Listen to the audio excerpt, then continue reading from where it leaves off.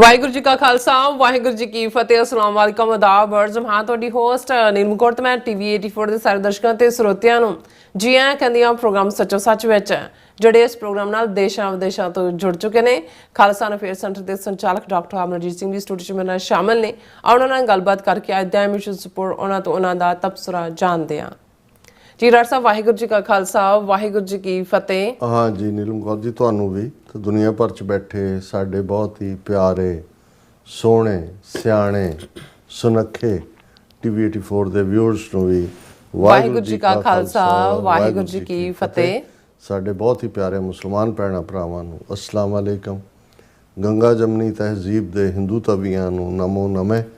ਤੇ ਬਾਕੀ ਸਭ ਵੀਰਾਂ ਭੈਣਾਂ ਨੂੰ ਆਦਾਬ ਅਰਜ਼। ਜੀ ਡਾਕਟਰ ਸਾਹਿਬ ਜੀ ਆਇਆਂ ਨੂੰ ਪ੍ਰੋਗਰਾਮ ਸੱਚੋ ਸੱਚ ਵਿੱਚ ਬਹੁਤ ਮਿਹਰਬਾਨੀ ਜੀ ਡਾਕਟਰ ਸਾਹਿਬ। ਅੱਜ 3 ਸਤੰਬਰ 2025 13 ਭਾਦੋ ਨਾਨਕਸ਼ਾਹੀ ਸੰਮਤ 557 ਦਾ ਦਿਨ ਹੈ ਤੇ ਡਾਕਟਰ ਸਾਹਿਬ ਪ੍ਰੋਗਰਾਮ ਕਰਨ ਤੋਂ ਪਹਿਲਾਂ ਅੱਜ ਦਰਸ਼ਕਾਂ ਤੇ ਸਰੋਤਿਆਂ ਨੂੰ ਹਮੇਸ਼ਾ ਤਰ੍ਹਾਂ ਦੱਸੀ ਵਿਊਅਰਸ ਜੇ ਤੁਸੀਂ ਹੱਕ ਸੱਚ ਇਨਸਾਫ ਤੇ ਪੈਰਾ ਦਿੰਦਾ ਇੱਕੋ ਇੱਕ ਚੈਨਲ ਟੀਵੀ 84 ਨੂੰ ਦੇਖਣਾ ਚਾਹੁੰਦੇ ਹੋ ਤਾਂ ਤੁਸੀਂ ਦੇਖ ਸਕਦੇ ਹੋ ਸਪੈਕਟਰਮ ਕੇਬਲ, ਆਰਸਨ ਕੇਬਲ, ਬਲਕਨ ਕੈਨੇਡਾ, roku, ਜਾਦੂ ਬਾਕਸ, ਸ਼ਾਵਾ, ਫੇਸਬੁੱਕ ਟੀਵੀ 84 ਦੀ ਐਪ ਰਾਹੀਂ online streaming and IP box ਤੇ ਤੁਸੀਂ ਟੀਵੀ 84 ਨੂੰ ਦੇਖ ਸਕਦੇ ਹੋ। ਵਿਊਅਰਸ ਜੇ ਤੁਸੀਂ ਟੀਵੀ 84 ਨਾਲ ਜਾਂ ਪ੍ਰੋਗਰਾਮ ਸੱਚੋ ਸੱਚ ਨਾਲ ਫੇਸਬੁੱਕ ਰਾਹੀਂ ਜੁੜੇ ਹੋ ਤਾਂ ਇਸ ਨੂੰ ਵੱਧ ਲਾਈਕ ਕਰੋ ਤੇ ਸ਼ੇਅਰ ਕਰੋ ਅਤੇ ਨਾਲ ਹੀ YouTube ਤੇ ਸਬਸਕ੍ਰਾਈਬ ਵੀ ਕਰੋ। ਇਹ ਵੀ ਦੱਸ ਦੇ ਕਿ ਤੁਸੀਂ ਟੀਵੀ 84 ਦੀ ਐਪ ਨੂੰ ਐਂਡਰੋਇਡ ਐਂਡ ਐਪ ਸਟੋਰ ਤੇ ਡਾਊਨਲੋਡ ਕਰਕੇ ਜੋ ਟੀਵੀ 84 ਦੀ ਲਾਈਵ ਸਟ੍ਰੀਮ ਹੈ ਇਸ ਨੂੰ ਤੁਸੀਂ 24 ਆਵਰਸ ਦੇਖ ਸਕਦੇ ਹੋ। ਸੋ ਵਿਊਅਰਸ ਪ੍ਰੋਗਰਾਮ ਦੀ ਸ਼ੁਰੂਆਤ ਕਰਦੇ ਹਾਂ ਅੱਜ ਦੀ ਸਪਾਂਸਰਸ਼ਿਪ ਦੇ ਵਾਲੇ ਨਾਲ ਕਿ ਅੱਜ ਦੇ ਪ੍ਰੋਗਰਾਮ ਸੱਚੋ ਸੱਚ ਨੂੰ ਸਪਾਂਸਰ ਕੀਤਾ ਗਿਆ ਹੈ ਕੈਲੀਫੋਰਨੀਆ ਤੋਂ ਸਰਦਾਰ ਹਰਦੀਪ ਸਿੰਘ ਜੀ ਵੱਲੋਂ। ਸੋ ਇਹਨਾਂ ਨੇ ਸਿੱਖ ਕੌਮ ਤੇ ਖਾਲਸਾ ਦੀ ਪ੍ਰਾਪਤੀ ਦੀ ਅਰਦਾਸ ਕੀਤੀ ਹੈ ਔਰ ਟੀਵੀ 84 ਦੀ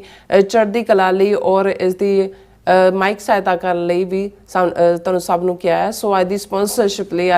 ਅਸੀਂ ਸਰਦਾਰ ਹਰਦੀਪ ਸਿੰਘ ਜੀ ਦਾ ਤਹਿ ਦਿਲ ਤੋਂ ਧੰਨਵਾਦ ਕਰਦੇ ਹਾਂ। ਤੁਹਾਨੂੰ ਵੀ ਅਪੀਲ ਤੇ ਬੇਨਤੀ ਕਰਦੇ ਹਾਂ ਕਿ ਤੁਸੀਂ ਪ੍ਰੋਗਰਾਮ ਸੱਚੋ ਸੱਚ ਨੂੰ ਵੱਧ ਤੋਂ ਵੱਧ ਸਪਾਂਸਰ ਕਰੋ। ਸਪਾਂਸਰਸ਼ਿਪ ਲਈ ਤੁਸੀਂ ਸਾਨੂੰ ਕਾਲ ਕਰ ਸਕਦੇ ਸਾਡੇ ਫੋਨ ਨੰਬਰ ਤੇ 5166619184 ਸੇਮ ਨੰਬਰ ਤੇ WhatsApp ਕਰ ਸਕਦੇ ਹੋ। ਤੁਸੀਂ ਸਾਨੂੰ ਈਮੇਲ ਵੀ ਕਰ ਸਕਦੇ ਹੋ info@tv84.tv ਤੇ। ਸੋ ਵਿਊਅਰਸ ਪਹਿਲੇ ਸੈਗਮੈਂਟ ਦੇ ਵਿੱਚ ਆਪਾਂ ਗੱਲਬਾਤ ਕਰਨ ਜਾ ਰਹੇ ਹਾਂ ਚੀਨ ਦੇ ਹਵਾਲੇ ਨਾਲ ਕਿ SCO ਦੀ ਚੀਨ ਵਿੱਚ ਸਫਲ ਸਮਿਟ ਤੋਂ ਬਾਅਦ ਚੀਨ ਨੇ ਇੱਕ ਵਿਸ਼ਾਲ ਫੌਜੀ ਪਰੇਡ ਨਾਲ ਆਪਣੀ ਫੌਜੀ ਤਾਕਤ ਦਾ ਵਿਖਾਵਾ ਕੀਤਾ ਔਰ 50,000 ਤੋਂ ਜ਼ਿਆਦਾ ਫੌਜੀਆਂ ਨੇ ਇਸ ਪਰੇਡ ਵਿੱਚ ਹਿੱਸਾ ਲਿਆ ਔਰ ਇਸ ਪਰੇਡ ਵਿੱਚ ਚੀਨ ਨੇ ਨਿਊਕਲੀਅਰ ਤਿਕੜੀ ਦਾ ਮੁਜ਼ਾਹਰਾ ਵੀ ਕੀਤਾ ਯਾਨੀ ਕਿ ਪਾਣੀ, ਹਵਾ ਅਤੇ ਜਿਹੜੀ ਧਰਤੀ ਹੈ ਲਾਂਚ ਜਿਹੜੀਆਂ ਨੇ ਲਾਂਚ ਕੀਤੀਆਂ ਜਾਣੀਆਂ ਨਿਊਕਲੀਅਰ ਜਿਹੜੀਆਂ ਮਿਜ਼ਾਈਲਾਂ ਇਸ ਪਰੇਡ ਦਾ ਹਿੱਸਾ ਸਨ। ਸੋ ਪ੍ਰੈਜ਼ੀਡੈਂਟ ਟਰੰਪ ਨੇ ਇਸ ਪਰੇਡ ਤੇ ਵਿਅੰਗ ਕਰਦਿਆਂ ਕਿਹਾ ਹੈ ਕਿ ਅਮਰੀਕਾ ਦੇ ਖਿਲਾਫ ਸਾਜ਼ਿਸ਼ ਹੈ ਔਰ ਜਿਸ ਵਿੱਚ ਪੁਤਿਨ, ਕਿਮ ਯੋਂਗ ਆਦਿ ਨੇ ਵੀ ਆਪਣੀ ਜਿਹੜੀ ਹੈ ਸ਼ਮੂਲੀਅਤ ਕੀਤੀ ਹੈ। ਸੋ ਇਸ ਬਾਰੇ ਆਪਾਂ ਗੱਲਬਾਤ ਕਰਨ ਜਾ ਰਹੇ ਹਾਂ। ਸੋ ਅਸੀਂ ਚਾਹਾਂਗੇ ਕਿ ਤੁਸੀਂ ਇਸੇ ਤਰ੍ਹਾਂ ਬੜੇ ਰਹਿਣਾ ਦੇਖਣ ਸੁਣਨ ਲਈ ਤੁਹਾਡਾ ਸਭ ਦਾ ਬਹੁਤ ਬਹੁਤ ਧੰਨਵਾਦ। ਜੀ ਡਾਕਟਰ ਸਾਹਿਬ ਕੀ ਵਿਚਾਰਾਂ ਨੇ? ਅੱਜ ਦੇ ਪ੍ਰੋਗਰਾਮ ਨੂੰ ਸਪਾਂਸਰ ਕਰਨ ਲਈ ਅਸੀਂ ਵੀਰ ਹਰਦੀਪ ਸਿੰਘ ਜਿਹੜੇ ਕੈਲੀਫੋਰਨੀਆ ਨਿਵਾਸੀ ਨੇ ਉਹਨਾਂ ਦੇ ਸ਼ੁਕਰਗੁਜ਼ਾਰ ਹੈ। ਜਦੋਂ 17 ਅਗਸਤ ਨੂੰ ਖਾਲਿਸਤਾਨ ਰੈਫਰੈਂਡਮ ਦੀਆਂ ਵੋਟਾਂ ਵਾਸ਼ਿੰਗਟਨ DC ਵਾਈਟ ਹਾਊਸ ਦੇ ਸਾਹਮਣੇ ਦੀ ਮਾਲ ਦੇ ਵਿੱਚ ਪੈ ਰਹੀਆਂ ਸਨ ਉਹਦੇ 'ਚ ਹੀ ਸ਼ਮੂਲੀਅਤ ਦੇ ਲਈ ਇਹ ਵੀਰ ਵੀ ਆਏ ਹੋਏ ਸਨ। ਮੇਰੇ ਕੋਲ ਕੋਈ ਵੇਰਵੇ ਨਾਲ ਗੱਲ ਕਰਨ ਦਾ ਮੌਕਾ ਤਾਂ ਨਹੀਂ ਉਹਨਾਂ ਦੇ ਨਾਲ ਬਣਿਆ ਪਰ ਉਹਨਾਂ ਵੱਲੋਂ ਟੀਵੀ 84 ਦੇ ਲਈ ਚੈੱਕ ਦਿੱਤਾ ਗਿਆ। ਉਹਦੇ ਉੱਤੇ ਇਹ ਵੀ ਨਹੀਂ ਹੈ ਕਿ ਵੀ ਮੇਰੇ ਕੋਲ ਡਿਟੇਲ ਵੀ ਨਹੀਂ ਹੈ ਵੀ ਕੈਲੀਫੋਰਨੀਆ ਦੇ ਕਿਸ ਸ਼ਹਿਰ 'ਚ ਰਹਿੰਦੇ ਨੇ ਔਰ ਇਹ ਜਿਹੜੇ ਜਿਨ੍ਹਾਂ ਨੂੰ ਮੈਂ ਗੁਪਤ ਪ੍ਰੇਮੀ ਕਹਿੰਦਾ ਹੈ ਜਿਹੜੇ ਪੰਥ ਨੂੰ ਪਿਆਰ ਕਰਨ ਵਾਲੇ ਨੇ, ਕੋਈ ਵਿਖਾਵਾ ਨਹੀਂ ਚਾਹੁੰਦੇ, ਕੋਈ ਬਹੁਤਾ ਜਿਹੜਾ ਉਹ ਚਰਚਾ ਨਹੀਂ ਚਾਹੁੰਦੇ ਪਰ ਉਹਨਾਂ ਨੂੰ ਇਹ ਅਹਿਸਾਸ ਹੈ ਕਿ ਅੱਜ ਦੇ ਜ਼ਮਾਨੇ ਦੇ ਵਿੱਚ ਜਿਹੜਾ ਸਭ ਤੋਂ ਪਾਵਰਫੁਲ ਹਥਿਆਰ ਹੈ ਉਹ ਨੈਰੇਟਿਵ ਦਾ ਹੈ। ਜਦੋਂ ਇੱਕ ਜ਼ਮਾਨੇ 'ਚ ਅਸੀਂ ਮੀਡੀਆ ਕਹਿੰਦੇ ਸੀ ਹੁਣ ਮੀਡੀਆ ਦਾ ਮਤਲਬ ਕੋਈ ਐਸਟੈਬਲਿਸ਼ ਚੈਨਲ ਜਿਹੜੇ ਕਦੇ ਡਿਸ਼ ਨੈਟਵਰਕ ਔਰ ਦੂਸਰੇ ਨਾਲ ਜੁੜੇ ਹੁੰਦੇ ਸੀ। ਹੁਣ ਤਾਂ ਮੀਡੀਆ ਜਾਂ ਨੈਰੇਟਿਵ ਉਹ ਸੋਸ਼ਲ ਮੀਡੀਆ ਹੋਏ ਦੂਸਰਾ ਹੋਏ ਔਰ ਜਿਵੇਂ ਅਕਸਰ ਹੁਣ ਤਾਂ ਜਿਹੜਾ ਇਹਨਾਂ ਦਾ IP ਬਾਕਸ ਨੇ ਤੁਹਾਨੂੰ 400 ਤੋਂ ਜ਼ਿਆਦਾ ਪੰਜਾਬੀ ਚੈਨਲ ਉਹਦੇ 'ਤੇ ਮਿਲ ਜਾਣਗੇ। ਅੱਜ ਕੱਲ੍ਹ ਬੜਾ ਸੌਖਾ ਜਿਹਾ ਕੰਮ ਹੈ, ਤੁਸੀਂ ਉਹਦੇ 'ਤੇ ਆ ਜਾਂਦੇ ਹੋ ਸਾਰਾ ਦਿਨ ਗੀਤ ਗਾਣੇ ਇੱਧਰ ਉੱਧਰ ਡਰਾਮੇ ਦਿਖਾਈ ਜਾਓ ਔਰ ਤੁਹਾਨੂੰ ਗਿਣਤੀ ਦੇ ਇਸ ਵੇਲੇ 4 ਜਾਂ 5 ਚੈਨਲ ਮੈਕਸਿਮਮ ਹੋਣਗੇ ਜਿਹੜੇ ਪੰਥਕ ਨੈਰੇਟਿਵ ਤੋਂ ਖਾਲਿਸਤਾਨ ਦੇ ਨੈਰੇਟਿਵ ਤੋਂ ਗੱਲ ਕਰਦੇ ਨੇ ਔਰ ਟੀਵੀ 84 ਨੂੰ ਇਹ ਸ਼ਰਫ ਹਾਸਲ ਹੈ ਕਿ ਜਿਹੜੇ ਅੱਜ ਖਾਲਿਸਤਾਨ ਪੱਖ ਦੀ ਵਜ਼ਾਹਤ ਵੀ ਕਰਦੇ ਨੇ, ਇਹ ਸਾਰਿਆਂ ਦੀ ਉਮਰ ਜਿਹੜੀ ਹੈ ਇਹ ਛੋਟੀ ਹੈ, ਕੋਈ 3 ਸਾਲ ਹੈ, ਕੋਈ 5 ਸਾਲ ਹੈ। ਅਸੀਂ ਲਗਭਗ 13 ਸਾਲ ਪਹਿਲਾਂ ਇਸ ਏਜੰਡੇ ਨੂੰ ਲੈ ਕੇ ਕਿ ਖਾਲਿਸਤਾਨ ਦੀ ਜਿਹੜੀ ਐਡਵੋਕੇਸੀ ਹੈ ਇਹੀ ਕਾਫੀ ਨਹੀਂ ਹੈ, ਜਿਹੜੀ ਸਿਰਫ ਗੁਰਦੁਆਰਾ ਸਟੇਜਿਸ ਤੋਂ ਜਾਂ ਪ੍ਰਿੰਟ ਮੀਡੀਆ ਤੱਕ ਰਹੇ, ਉਹ ਬਰਾਬਰ ਜਿਹੜੀ ਹੈ ਉਹ ਇਲੈਕਟ੍ਰੋਨਿਕ ਮੀਡੀਆ, ਡਿਜੀਟਲ ਮੀਡੀਆ 'ਤੇ ਆਏ। ਔਰ ਅਸੀਂ ਆਪਣਾ ਸਫ਼ਰ ਈਵਨ ਡਿਸ਼ ਤੱਕ ਦਾ ਵੀ ਤੈਅ ਕਰ ਲਿਆ ਸੀ, ਪਰ ਸਾਨੂੰ ਵੀ ਅਹਿਸਾਸ ਨਹੀਂ ਸੀ ਕਿ ਸਾਡੀ ਅਹਿਮੀਅਤ ਨੂੰ ਸਾਡਾ ਦੁਸ਼ਮਣ ਕਿੰਨੀ ਅਹਿਮੀਅਤ ਦਿੰਦਾ ਹੈ। ਉਹਨਾਂ ਨੇ ਸਾਨੂੰ ਕਿਵੇਂ ਜਿਹੜਾ ਫਾਈਨਲ ਸਟੇਜ 'ਤੇ ਜਾ ਕੇ ਰੋਕਿਆ, ਜਿਹਦੇ ਲਈ ਡਿਸ਼ ਨੈਟਵਰਕ ਨੂੰ ਇੰਡੀਅਨ ਐਂਬੈਸਡਰ ਦਾ ਆਫੀਸ਼ੀਅਲ ਲੈਟਰ ਔਰ ਜਿਹੜੇ ਪੰਜਾਬੀ ਪੈਕ ਦੇ 4-5 ਚੈਨਲ ਉਸ ਵੇਲੇ ਇਹਨਾਂ ਦਾ ਹਿੱਸਾ ਸੀ ਡਿਸ਼ ਦਾ, ਉਹਨਾਂ ਵੱਲੋਂ ਵੀ ਲੈਟਰ ਉਹਨਾਂ ਨੂੰ ਭਿਜਵਾਇਆ ਗਿਆ ਕਿ ਜੇ TV 84 ਨੂੰ ਪੰਜਾਬੀ ਪੈਕ 'ਚ ਸ਼ਾਮਲ ਕੀਤਾ ਤੇ ਅਸੀਂ ਵਿਦਡਰਾ ਕਰ ਲਾਂਗੇ। ਉਹ ਸਾਨੂੰ ਅਹਿਸਾਸ ਹੋਇਆ ਕਿ ਵੀ ਅਸੀਂ ਕੋਈ ਬਹੁਤ ਚੰਗਾ ਕੰਮ ਕਰ ਰਹੇ ਹਾਂ ਕਿ ਉਹਨਾਂ ਦੇ ਐਂਬੈਸਡਰ ਨੂੰ ਇਹ ਲੋੜ ਪਈ ਕਿ ਉਹ ਡਿਸ਼ ਨੈਟਵਰਕ ਨੂੰ, ਜਿਨ੍ਹਾਂ ਦਾ ਹੈੱਡਕੁਆਰਟਰ ਡੈਨਵਰ ਹੈ, ਸਾਡੀ ਟੀਮ ਇੱਥੋਂ ਗਈ, ਉਹਨਾਂ ਦੇ ਪ੍ਰੈਜੈਂਟੇਸ਼ਨਸ ਉਹਨਾਂ ਨੂੰ ਦਿੱਤੀਆਂ। ਆਲਰੇਡੀ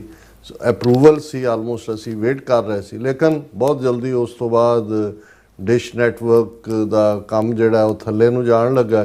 ਕਿਉਂਕਿ IP ਬਾਕਸਿਸ ਨੇ ਇੰਨਾ ਕਾਮਨ ਕਰ ਦਿੱਤਾ ਹੈ। ਕੇਬਲ ਹਾਲਾਂਕਿ ਸਪੈਕਟਰਮ ਕੇਬਲ ਦੇ ਉੱਤੇ ਵੀ, ਟਾਈਮ ਵਾਰਨਰ ਤੇ ਵੀ ਸੀ,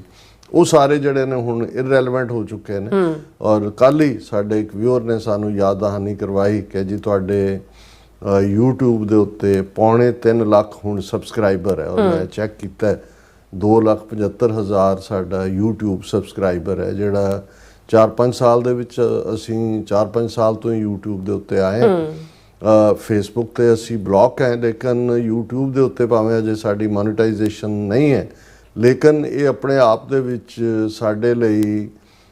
ਇਸ ਗੱਲ ਦਾ ਸਾਨੂੰ ਮਾਣ ਮਹਿਸੂਸ ਹੁੰਦਾ ਹੈ ਆਪਣੇ ਦਰਸ਼ਕਾਂ ਦੇ ਸਿਰ ਤੇ, ਕਿਉਂਕਿ ਕੋਈ ਅਸੀਂ ਐਡਵਰਟਾਈਜ਼ਮੈਂਟ ਤੇ ਰਿਲਾਈ ਨਹੀਂ ਕਰਦੇ, ਕੋਈ ਗੁਰਦੁਆਰਿਆਂ ਦੀ ਹੈਲਪ ਜਾਂ ਕੋਈ ਕਿਸੇ ਵੀ ਜਿਹੜਾ ਉਹ ਧਨਾੜ ਬੰਦਿਆਂ ਦੀ ਕੋਈ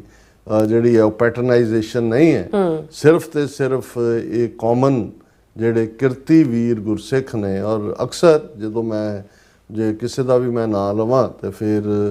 ਬਾਕੀ ਜਿਹੜੇ ਨੇ ਉਹ ਜਿਹੜੇ ਰਹਿ ਜਾਂਦੇ ਨੇ, ਮੈਨੂੰ ਲੱਗਦਾ ਵੀ ਉਹਨਾਂ ਨਾਲ ਮੈਂ ਜਸਟਿਸ ਨਹੀਂ ਕਰਦਾ। ਪਰ ਜਿਵੇਂ ਭਾਈ ਗੋਬਿੰਦਰ ਸਿੰਘ ਉਹ ਆਲਮੋਸਟ ਰੋਜ਼ਾਨਾ ਪ੍ਰੋਗਰਾਮ ਵੀ ਦੇਖਦੇ ਨੇ, ਡਾਕਟਰ ਰਣਜੀਤ ਸਿੰਘ ਹੋਰਾਂ ਦੇ ਸਾਥੀ ਸਹਿਯੋਗੀ ਸਾਡੇ ਮਿੱਤਰ ਪਿਆਰੇ ਨੇ,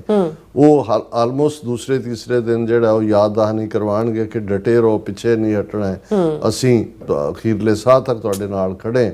ਭਾਈ ਗੁਰਦੇਵ ਸਿੰਘ ਔਰ ਬਾਕੀ ਸਾਡਾ ਸਾਰਾ ਹੀ ਜਿਹੜਾ ਨੈਟਵਰਕ ਜਿਹੜਾ ਖਾਲਿਸਤਾਨ ਅਫੇਅਰ ਸੈਂਟਰ ਦੇ ਨਾਲ ਜੁੜਿਆ 1991 ਤੋਂ ਬਾਅਦ,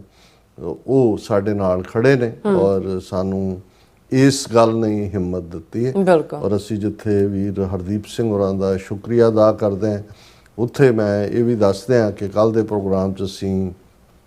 ਮੈਂਸ਼ਨ ਕੀਤਾ ਸੀ ਕਿ ਸਾਡੇ ਸਾਥੀ ਸਹਿਯੋਗੀ ਭਰਾਵਾਂ ਵਰਗੇ ਮਿੱਤਰਾਂ ਵਰਗੇ ਭਰਾ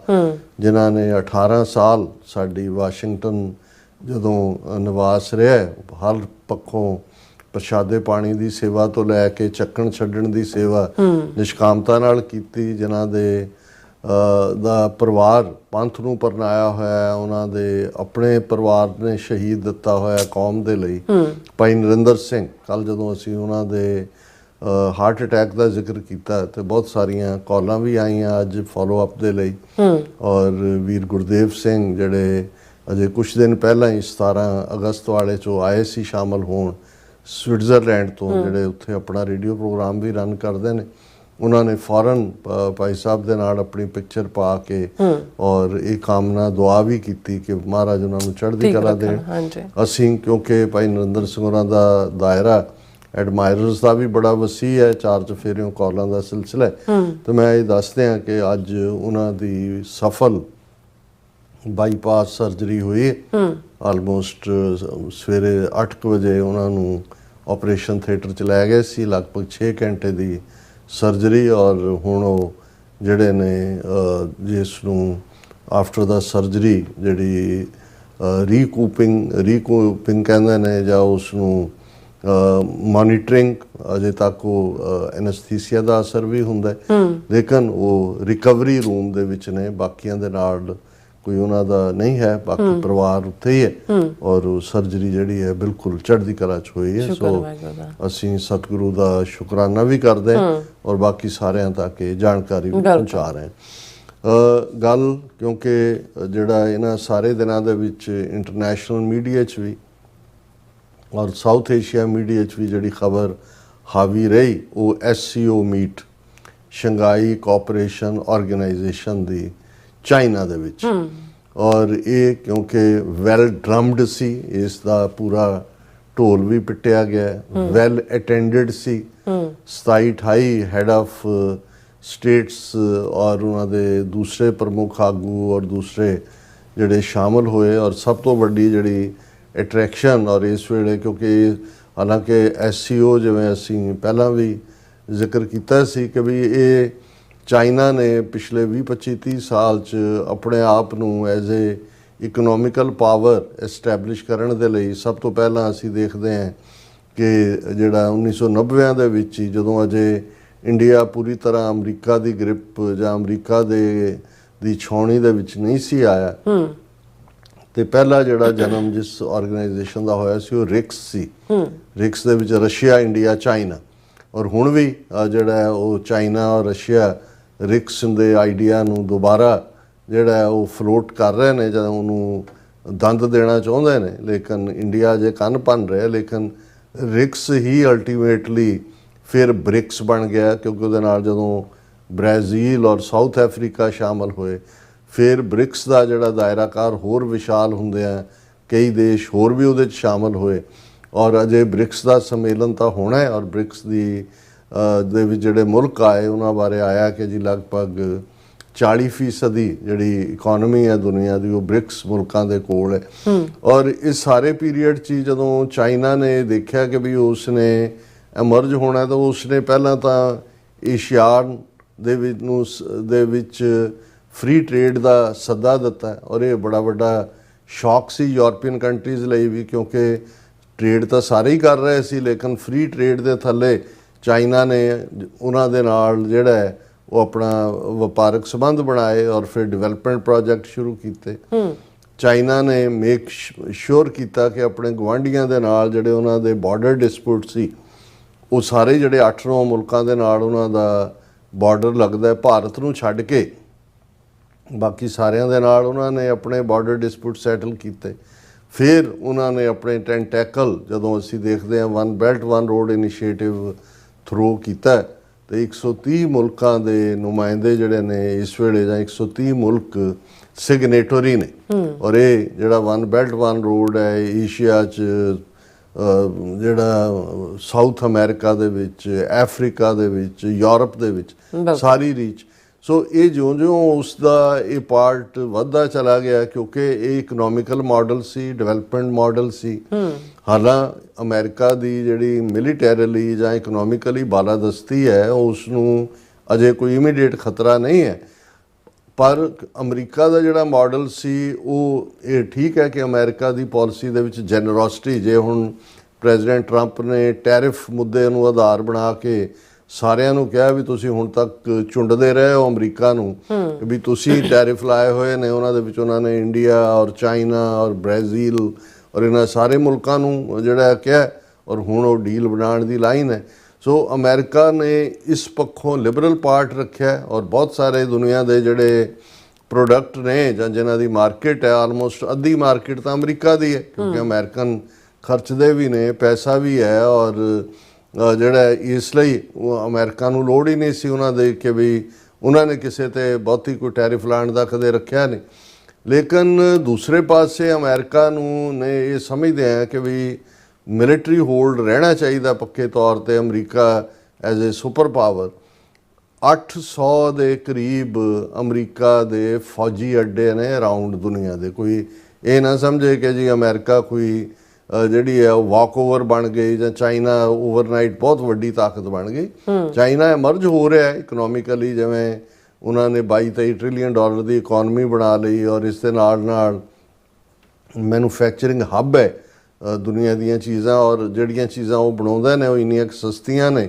ਕਿ ਵੀ ਬਹੁਤ ਸਾਰਿਆਂ ਦਾ ਸਰਦਾ ਹੀ ਨਹੀਂ। ਇੰਡੀਆ ਨੇ ਜਿੰਨਾ ਮਰਜ਼ੀ ਬਾਈਕਾਟ ਦੀ ਲਾਈਨ ਚਾਈਨਾ ਦੀ ਦਿੱਤੀ ਹੋਏ, ਲੇਕਿਨ ਹਕੀਕਤ ਇਹ ਹੈ ਕਿ 2020 ਗਲਵਾਨ ਕਲੈਸ਼ ਤੋਂ ਬਾਅਦ ਰਾਦਰ ਹੋਰ ਟ੍ਰੇਡ ਡੈਫਿਸਿਟ ਹੋਇਆ ਹੈ ਚਾਈਨਾ ਔਰ ਇੰਡੀਆ ਦੇ ਵਿਚਾਲੇ। ਲੇਕਿਨ ਚਾਈਨਾ ਜਿਹੜਾ ਆਪਣੇ ਆਪ ਨੂੰ ਸਿਵਲਾਈਜੇਸ਼ਨਲੀ 5000 ਸਾਲ ਪੁਰਾਣੀ ਸੱਭਿਅਤਾ ਹੈ, ਆਪਣੇ ਆਪ ਨੂੰ ਮਿਡਲ ਕਿੰਗਡਮ ਕਹਿੰਦੇ ਨੇ, ਸਮਝਦੇ ਨੇ ਕਿ ਭਾਈ ਧਰਤੀ ਔਰ ਹੈਵਨ ਦੇ ਵਿਚਾਲੇ ਅਸੀਂ ਮਿਡਲ ਕਿੰਗਡਮ ਹੈ।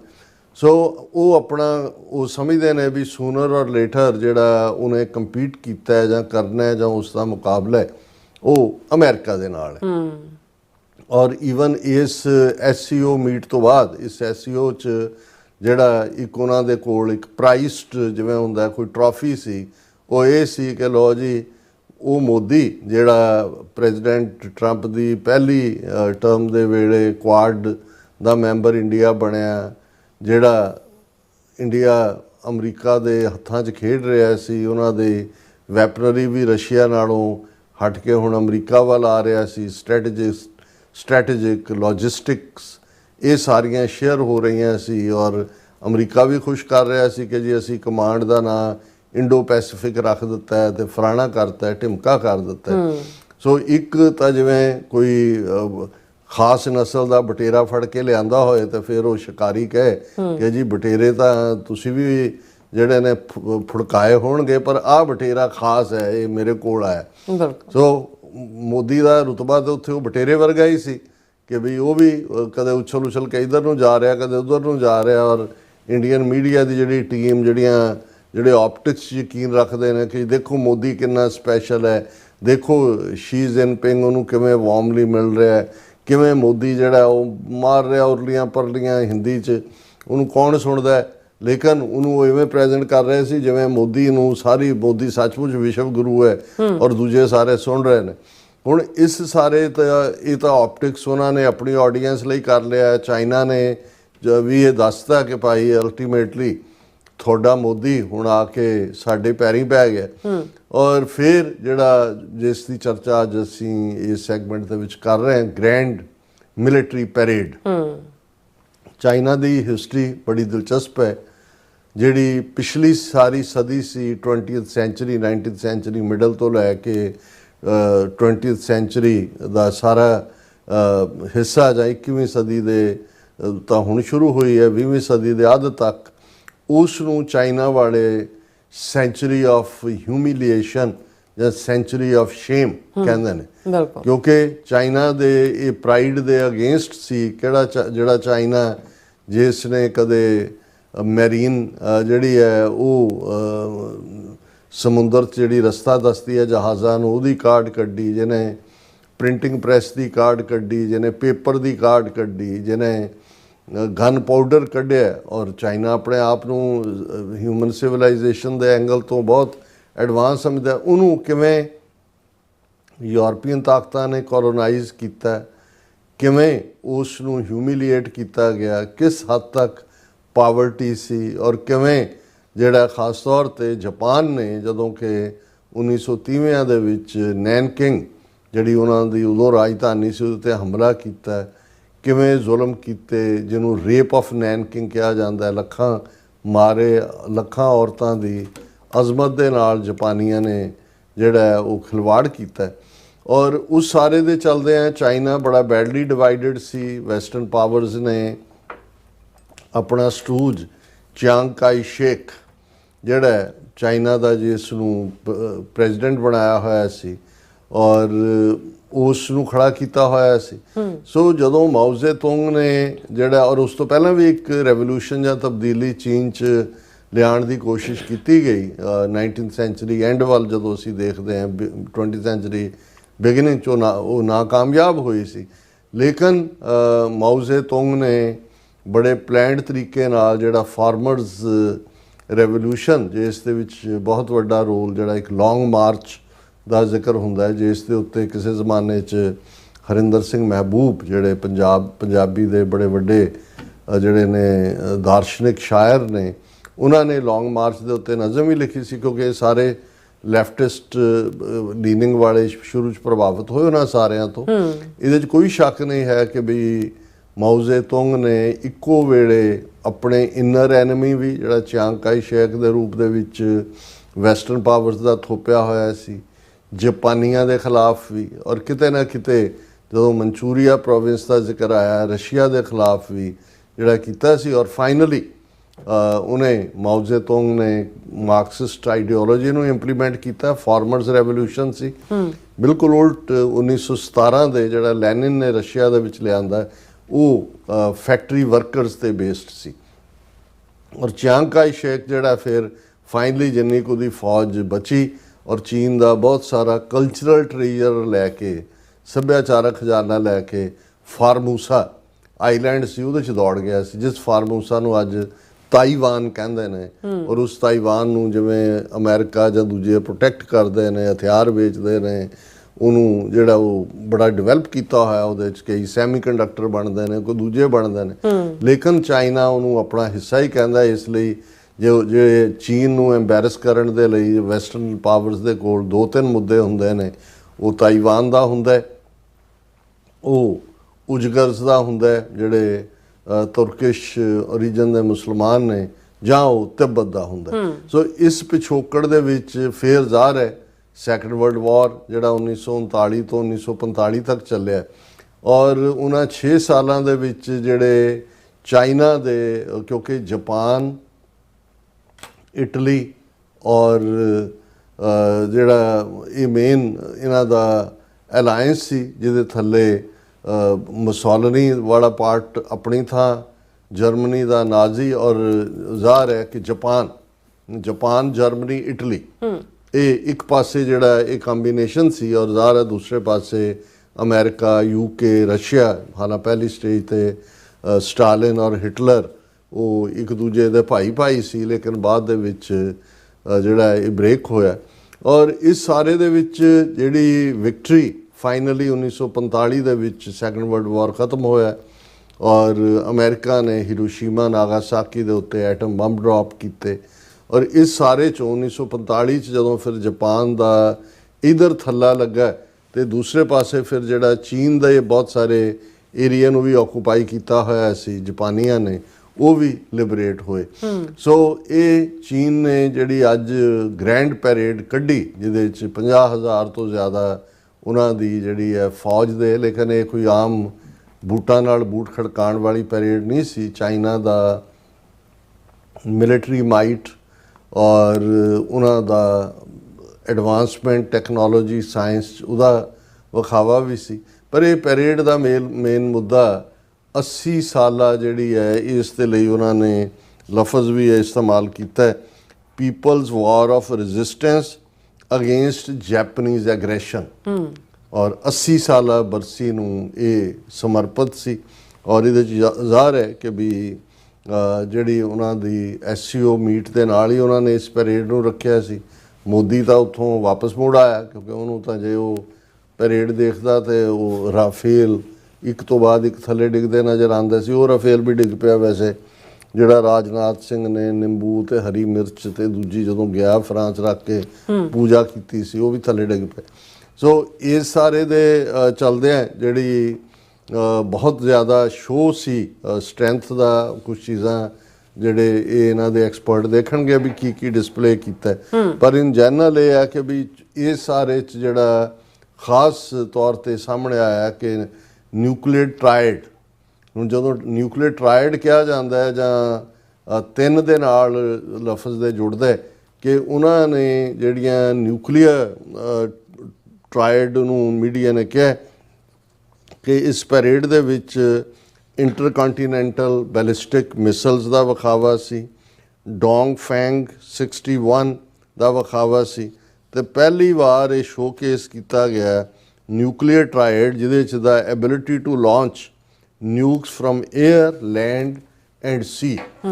ਕਿ ਵੀ ਇਹ ਤਿੰਨੋਂ ਹੀ ਕਿਸਮ ਦੀਆਂ ਉਹਨਾਂ ਦੀ ਕੈਪੇਬਿਲਿਟੀ ਹੈ ਕਿ ਉਹ ਨਿਊਕਲੀਅਰ ਮਿਸਾਈਲਸ ਪਾਣੀ 'ਚੋਂ, ਸਮੁੰਦਰ 'ਚੋਂ, ਧਰਤੀ ਤੋਂ ਔਰ ਹਵਾ 'ਚੋਂ ਕਰ ਸਕਦੇ ਨੇ। ਔਰ ਇਸ ਦੇ ਵਿੱਚ ਉਹਨਾਂ ਨੇ ਏਅਰ ਲਾਂਚਡ ਲੌਂਗ ਰੇਂਜ ਮਿਸਲਸ ਜਿਹਦਾ ਨਾਂ ਜਿੰਗ ਲੀ JL-1 ਹੈ, ਜਿਹੜੀ ਇਹ ਸਿਗਨਲ ਕਰਦੀ ਹੈ ਕਿ ਭਾਈ ਉਹਨਾਂ ਦੇ ਕੋਲ ਹੁਣ ਕੰਪਲੀਟ ਤਿੰਨੋਂ ਹੀ ਧਰਤੀ, ਪਾਣੀ ਔਰ ਅਸਮਾਨ ਤੋਂ ਨਿਊਕਲੀਅਰ ਮਿਸਾਈਲ ਫਾਇਰ ਕਰਨ ਦੀ ਕੈਪੇਬਿਲਿਟੀ ਹੈ ਔਰ ਉਸ ਤੋਂ ਪਹਿਲਾਂ ਉਹਨਾਂ ਨੇ ਆਲਰੇਡੀ ਅਨਵੇਲ ਕੀਤੀਆਂ ਹੋਈਆਂ ਨੇ ਇੰਟਰਕੰਟੀਨੈਂਟਲ ਬੈਲਿਸਟਿਕ ਮਿਸਲਸ, ਜਿਹੜੀਆਂ ਕਿ ਅਮਰੀਕਾ ਦੇ ਕੋਈ ਵੀ ਸ਼ਹਿਰ ਉਹਨਾਂ ਦੀ ਮਾਰ ਥੱਲੇ ਆ ਜਾਂਦਾ ਹੈ। ਔਰ ਇਸ ਦੇ ਨਾਲ ਨਾਲ ਜਿਹੜਾ ਉਹਨਾਂ ਨੇ ਵੈਪਨ ਜਿਹੜੇ ਚਾਈਨਾ ਦੇ ਨੇ, ਉਹਨਾਂ 'ਚ ਇਸ ਪਾਵਰ ਟੂ ਸੇਫਗਾਰਡ ਦਾ ਕੰਟਰੀ ਸੋਵਰਟੀ ਐਂਡ ਡਿਗਨਿਟੀ, ਉਹਨਾਂ ਦੀ ਮਿਲਟਰੀ ਨੇ ਵੀ ਔਰ ਚਾਈਨਾ ਦੇ ਪ੍ਰੈਜ਼ੀਡੈਂਟ ਨੇ ਵੀ, ਸ਼ੀ ਜਿਨਪਿੰਗ ਨੇ ਕਿਹਾ ਕਿ ਅਸੀਂ ਕਿਸੇ ਤੋਂ ਡਰਨ ਘਬਰਾਉਣ ਵਾਲੇ ਨਹੀਂ ਹੈ, ਕਿਸੇ ਦੀ ਅਸੀਂ ਬੁਰੀ ਨਹੀਂ ਸਹਾਰਾਂਗੇ, ਸਾਡੇ ਕੋਲ ਆਪਣੀ ਕੈਪੇਬਿਲਿਟੀ ਹੈ, ਅਸੀਂ ਆਪਣੀ ਸੋਵਰਨਿਟੀ ਨੂੰ ਔਰ ਡਿਗਨਿਟੀ ਨੂੰ ਪ੍ਰੋਟੈਕਟ ਕਰ ਸਕਦੇ ਹਾਂ। ਔਰ ਉਹਨਾਂ ਨੇ ਕਿਹਾ ਵੀ ਇਹ ਜਿਹੜਾ ਅਸੀਂ ਜੋ ਵੀ ਸਾਡਾ ਸਾਜ਼ੋ ਸਮਾਨ ਹੈ ਇਹ ਡੈਟਰੈਂਸ ਪੈਟਰਲ ਹੈ। ਔਰ ਇਹ ਡੈਟਰੈਂਸ ਪੈਟਰਲ ਕਿਉਂਕਿ ਇਹ ਕੋਲਡ ਵਾਰ ਈਰਾ ਦੀ ਟਰਮ ਹੈ, ਜਿਹਦੇ 'ਚ ਇਹ ਹੁੰਦਾ ਸੀ ਕਿ ਰੈਡੀਨੈਸ ਟੂ ਲਾਂਚ ਏ ਨਿਊਕ, ਇਹਦਾ ਮੈਸੇਜ ਸੀ। ਔਰ ਇਹ ਹਾਲਾਂਕਿ ਜਿਹੜਾ ਟਰਾਇਡ ਹੈ ਜਿਹੜਾ ਉਹਨਾਂ ਨੇ ਸ਼ੋਅ ਕੀਤਾ ਹੈ, ਧਰਤੀ, ਸਮੁੰਦਰ ਔਰ ਦੂਸਰਾ ਇਹ ਅਮਰੀਕਾ ਕੋਲ, ਯੂਕੇ ਕੋਲ, ਫਰਾਂਸ ਤੇ ਰਸ਼ੀਆ ਕੋਲ ਵੀ ਹੈ। ਸੋ ਚਾਈਨਾ ਨੇ ਆਪਣੇ ਆਪ ਨੂੰ ਉਸ ਲੈਵਲ ਦੇ ਉੱਤੇ ਲਿਆਂਦਾ ਔਰ ਹੋਰ ਬਹੁਤ ਸਾਰੀਆਂ ਜਿਹੜੀਆਂ ਇਹ ਸਾਰੇ ਦੇ ਵਿੱਚ ਜਿਹੜਾ ਉਹ ਸ਼ੋਅ ਸੀ, ਉਹ ਚਾਈਨਾ ਨੇ ਆਪਣੀ ਮਿਲਟਰੀ ਪ੍ਰੋਐਸ ਦਾ ਸ਼ੋਅ ਕੀਤਾ। ਔਰ ਇਸ ਮੌਕੇ ਦੇ ਉੱਤੇ ਜਿਹੜੀ ਇਸ ਪੈਰੇਡ ਨੂੰ ਦੇਖਣ ਦੇ ਲਈ, ਕਿਉਂਕਿ SCO ਮੀਟ 'ਚ ਜਿਹੜੇ ਸ਼ਾਮਲ ਹੋਣ ਲਈ ਆਏ, ਮੋਦੀ ਤਾਂ ਵਾਪਸ ਆ ਗਿਆ, ਬਾਕੀ ਉੱਥੇ ਸੀ ਸਾਰੇ। ਔਰ ਉਹਦੇ 'ਚ ਪ੍ਰੈਜ਼ੀਡੈਂਟ ਪੁਤਿਨ ਔਰ ਨਾਰਥ ਕੋਰੀਆ ਦੇ ਕਿਮ ਜੋਂਗ। ਹੁਣ ਕਿਮ ਜੋਂਗ ਦਾ ਹੋਣਾ ਇਹ ਹੋਰ ਵੀ ਅਹਿਮੀਅਤ ਵਾਲਾ ਬਣ ਜਾਂਦਾ ਹੈ, ਕਿਉਂਕਿ ਜਿਹੜੇ ਯੂਕਰੇਨ ਦੇ ਖਿਲਾਫ ਰਸ਼ੀਅਨ ਆਰਮੀ ਦੇ ਨਾਲ ਲੜ ਰਹੇ ਜਵਾਨ ਨੇ, ਹਜ਼ਾਰਾਂ ਦੀ ਗਿਣਤੀ ਦੇ ਵਿੱਚ ਕਿਮ ਜੋਂਗ ਨੇ ਨਾਰਥ ਕੋਰੀਅਨਸ ਨੂੰ ਧੱਕਿਆ ਹੋਇਆ ਹੈ। ਉੱਥੇ ਮਰਸਨਰੀ, ਜਿਵੇਂ ਈਵਨ ਸੈਂਕੜਿਆਂ ਦੀ ਗਿਣਤੀ ਦੇ ਵਿੱਚ ਇੰਡੀਅਨ, ਜਿਨ੍ਹਾਂ 'ਚ ਕਾਫੀ ਪੰਜਾਬੀ ਨੇ, ਉਹ ਵੀ ਰਸ਼ੀਅਨ ਫੌਜ ਦੇ ਵਿੱਚ ਜਾ ਕੇ ਪੈਸਿਆਂ ਦੇ ਲਈ ਜਾਂ ਏਜੰਟਾਂ ਦੇ ਫਸਾਏ ਹੋਏ ਜਾਂ ਉਹਨਾਂ ਦੀਆਂ ਮੌਤਾਂ ਵੀ ਹੋਈਆਂ ਨੇ। ਪਰ ਇਹ ਜਿਹੜਾ ਕਿਮ ਜੋਂਗ ਨੇ ਭੇਜੇ ਹੋਏ ਨੇ ਥਾਊਜ਼ੈਂਡਸ, ਇਹ ਤਾਂ ਡੀਲ ਦਾ ਹਿੱਸਾ ਨੇ। ਰਸ਼ੀਆ ਉਹਨਾਂ ਨੂੰ ਕੀ ਦੇ ਰਿਹਾ ਪਤਾ ਨਹੀਂ, ਪਰ ਹਜ਼ਾਰਾਂ ਦੀ ਗਿਣਤੀ 'ਚ ਨਾਰਥ ਕੋਰੀਅਨ ਜਿਹੜੇ ਨੇ ਉਹ ਉੱਥੇ ਜਾ ਕੇ ਮਰ ਰਹੇ ਨੇ। ਸੋ ਕਿਮ ਜੋਂਗ ਦੀ ਵੀ ਪ੍ਰੈਜ਼ੈਂਸ, ਕਿਉਂਕਿ ਪ੍ਰੈਜ਼ੀਡੈਂਟ ਟਰੰਪ ਨੇ ਵੀ ਪਹਿਲੀ ਟਰਮ ਵੇਲੇ ਨਾਰਥ ਕੋਰੀਆ 'ਚ ਕਿਮ ਜੋਂਗ ਦੇ ਨਾਲ ਜਿਹੜੀ ਆ ਉਹ ਮੀਟਿੰਗ ਵੀ ਕੀਤੀ ਸੀ। ਹੁਣ ਵੀ ਉਹਨਾਂ ਨੇ ਕਿਹਾ ਵੀ I want to meet him. ਔਰ ਇਸ ਸਾਰੇ ਦੇ ਚੱਲਦੇ ਆ ਲਗਭਗ ਜਿਹੜੇ ਹੋਰ ਵੀ 27 ਮੁਲਕਾਂ ਦੇ ਆਲਮੋਸਟ ਹੈਡ ਆਫ ਸਟੇਟ ਇਸ ਪੈਰੇਡ ਦੇ ਮੌਕੇ ਮੌਜੂਦ ਸਨ। ਇਹਨਾਂ ਦੇ ਵਿੱਚ ਈਵਨ ਬੈਲਾਰੂਸ ਦੇ ਪ੍ਰੈਜ਼ੀਡੈਂਟ, ਕਿਉਂਕਿ ਬੈਲਾਰੂਸ ਵੀ ਰਸ਼ੀਅਨ ਇਨਫਲੂਐਂਸ ਥੱਲੇ ਹੈ, ਅਲੈਗਜ਼ੈਂਡਰ ਯੂਕਰੇਨ, ਮਲੇਸ਼ੀਆ ਦੇ ਪ੍ਰਾਈਮ ਮਿਨਿਸਟਰ ਅਨਵਰ ਇਬਰਾਹਿਮ ਔਰ ਇਸੇ ਤਰ੍ਹਾਂ ਟਰਕੀ ਔਰ ਉਹਨਾਂ ਦੂਸਰਿਆਂ ਦੇ ਵੀ ਸੀ। ਹੁਣ ਜ਼ਾਹਰ ਹੈ ਕਿ ਵੀ ਅਮਰੀਕਨ ਡਿਫੈਂਸ ਐਕਸਪਰਟ ਵੀ ਔਰ ਇਹਨਾਂ ਦੇ ਇੰਟੈਲੀਜੈਂਸ ਏਜੰਸੀਆਂ ਵੀ ਇਸ ਸਾਰੇ ਨੂੰ ਬੜੀਆਂ ਕਲੋਜ਼ਲੀ ਮੋਨੀਟਰ ਕਰ ਰਹੀਆਂ ਸੀ ਇਸ ਪੈਰੇਡ ਨੂੰ। ਔਰ ਪ੍ਰੈਜ਼ੀਡੈਂਟ ਡੋਨਲਡ ਟਰੰਪ ਨੇ ਇਸ ਦੇ ਉੱਤੇ ਆਪਣਾ ਜਿਹੜਾ ਸੋਸ਼ਲ ਮੀਡੀਆ ਟਰੂਥ ਹੈ ਉਸ ਦੇ ਉੱਤੇ ਜਿਹੜਾ ਹੈ ਉਹ ਕਮੈਂਟ ਕੀਤਾ। ਉਹਨਾਂ ਨੇ ਕਿਹਾ ਦਾ big question to be answered is whether or not President Xi of China will mention the massive amount of support and blood that United States of America gave to China in order to help it to secure its freedom from a very unfriendly foreign invader. ਹੁਣ Japan ਦਾ ਨਾਂ ਨਹੀਂ ਲੈ ਰਹੇ ਕਿਉਂਕਿ Japan ਦੇ ਨਾਲ America ਦੇ ਚੰਗੇ ਸੰਬੰਧ ਨੇ। ਜਾਪਾਨ ਨੂੰ ਚਾਈਨਾ ਦੇ ਖਿਲਾਫ ਵੀ ਖੜਾ ਕੀਤਾ ਜਾਂਦਾ ਹੈ ਔਰ ਜ਼ਾਹਰ ਹੈ ਸਾਊਥ ਚਾਈਨਾ ਸੀ ਔਰ ਦੂਸਰੇ ਜਾਪਾਨ ਆਬਜੈਕਟ ਕਰਦਾ ਹੈ ਜਦੋਂ ਚਾਈਨਾ ਆਪਣੇ ਆਰਟੀਫਿਸ਼ੀਅਲ ਆਈਲੈਂਡ ਬਣਾ ਕੇ ਉੱਥੇ ਸੁੱਟ ਰਿਹਾ ਸਮੁੰਦਰ ਦੇ ਵਿੱਚ। ਪਰ ਪ੍ਰੈਜ਼ੀਡੈਂਟ ਟਰੰਪ ਨੇ ਯਾਦ ਕਰਵਾਇਆ ਚਾਈਨਾ ਨੂੰ, ਬਿਲਕੁਲ ਠੀਕ ਯਾਦ ਕਰਵਾਇਆ ਕਿ ਜਿਹੜੀ 80th ਤੁਸੀਂ ਫਰੀडम ਐਨੀਵਰਸਰੀ ਮਨਾ ਰਹੇ ਹੋ, ਇਹ ਭੁੱਲਣਾ ਨਾ ਕਿ ਭਾਈ ਇਹ ਜਿਹੜਾ ਇਸ ਆਜ਼ਾਦੀ ਨੂੰ ਹਾਸਲ ਕਰਨ ਲਈ ਯਾਨੀ ਜਾਪਾਨੀਆਂ ਤੋਂ ਖਹਿੜੇ ਛਡਾਉਣ ਲਈ ਔਰ ਜਾਪਾਨ ਦੇ ਉੱਤੇ ਐਟਮ ਬੰਬ ਤਾਂ ਅਮਰੀਕਾ ਨੇ ਡ੍ਰੌਪ ਕੀਤੇ। ਅਦਰਵਾਈਜ਼ ਭਾਵੇਂ ਜਰਮਨ ਦੀ ਆਰਮੀ ਨਾਜ਼ੀਆਂ ਦੀ ਰਸ਼ੀਆ 'ਚ ਸਰੈਂਡਰ ਕਰ ਚੁੱਕੀ ਸੀ, ਜਾਪਾਨੀਆਂ ਨੇ ਤਾਂ ਕਿੰਨੇ ਆਈਲੈਂਡ ਆਕੂਪਾਈ ਕੀਤੇ ਹੋਏ ਸੀ ਔਰ ਉਹ ਇਹ ਲੜਾਈ ਸ਼ਾਇਦ ਹੋਰ ਕਿੰਨੇ ਵਰੇ ਜਾਂਦੀ, ਉਹ ਛੱਡਣ ਵਾਲੇ ਨਹੀਂ ਸੀ। ਉਹਨਾਂ ਨੇ ਪ੍ਰੈਜ਼ੀਡੈਂਟ ਟਰੰਪ ਨੇ ਯਾਦ ਕਰਵਾਇਆ ਕਿ ਵੀ ਇਸ ਦੇ ਵਿੱਚ ਅਮਰੀਕਨਾਂ ਦਾ ਵੀ ਖੂਨ ਪਸੀਨਾ ਜਿਹੜਾ ਹੈ ਉਹ ਵਗਿਆ ਹੋਇਆ ਤੁਹਾਡੀ ਇਸ ਆਜ਼ਾਦੀ ਦੇ ਲਈ, ਤੁਹਾਡੀ ਫਰੀडम ਦੇ ਲਈ। ਔਰ ਫਿਰ many Americans died in China's quest for victory and glory ਕਿ ਵੀ ਬਹੁਤ ਸਾਰੇ ਅਮਰੀਕਨਾਂ ਨੇ ਆਪਣੀਆਂ ਜਾਨਾਂ ਦਿੱਤੀਆਂ ਨੇ ਤੁਹਾਡੀ ਜਿੱਤ ਔਰ ਸ਼ਾਨ ਨੂੰ ਬਰਕਰਾਰ ਰੱਖਣ ਦੇ ਲਈ। I hope that they are rightfully honored and remembered for their bravery and sacrifice ਕਿ ਜਿੱਥੇ ਤੁਸੀਂ ਬਾਕੀ ਸੈਲੀਬ੍ਰੇਸ਼ਨਸ ਕਰ ਰਹੇ ਹੋ ਉਹ ਅਮਰੀਕਨਾਂ ਨੂੰ ਵੀ ਤੁਸੀਂ ਯਾਦ ਕਰੋ ਜਾਂ ਕਰੋਗੇ ਜਿਨ੍ਹਾਂ ਨੇ ਤੁਹਾਡੀ ਆਜ਼ਾਦੀ ਦੇ ਵਿੱਚ ਜਿਹੜਾ ਉਹ ਆਪਣਾ ਖੂਨ ਪਾਇਆ ਹੋਇਆ। ਫਿਰ ਉਹਨਾਂ ਨੇ ਫਾਈਨਲ ਵਿਅੰਗ ਲਿਆ, ਮੇ ਪ੍ਰੈਜ਼ੀਡੈਂਟ ਸ਼ੀ ਐਂਡ ਦਾ wonderful people of China have a great and lasting day of celebration